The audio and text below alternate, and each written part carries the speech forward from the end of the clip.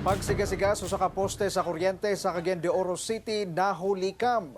Nag-spark kuno ang linya sa kuryente dihang bibalik ang kuryente. Humana kasi natin og brownout. Ano ang report ni James Paulo Yap?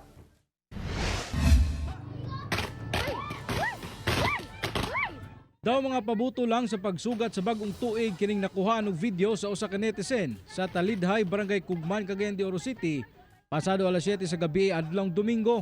Makita sa video ang pagsigasiga og isabayan pa og dagko nga buto sa poste sa kuryente nga nag-short circuit niadtong tungura. Diha dayon ipaabot ka na siyang taho sa buhatan sa Bureau of Fire Protection kay dili maguna siya kana siya nga klase sa pagsunog, Sir James.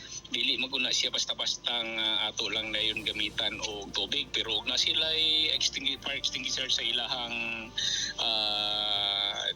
panimalay or dias pinakaduol kana mo pwede nila gamiton. Nasayran nga nakasinati og brownout sa lugar ug dihang nibalik ang kuryente. Mao na sab kinang nahitabo. Hinoon paspas sab kuno nga girespondihan sa Sipalco o Bureau of Fire Protection ang insidente ug walay natala nga nasamdan sa maong hitabo. Sigon sa datos sa Bureau of Fire Protection Cagayan de Oro sukan Enero hangtod Pebrero 26, aduna nay natala nga 14 ka mga residential fire sa syudad ug sagad kanila kuryente ang hinungdan sa kalayo. Pahimangno sa kabumbiruhan nga kanunay susihon ang linya sa kuryente aron malikayan ang sunog. Ilabi pa nga pasuluray na ang bulan sa Marso nga Fire Prevention Month.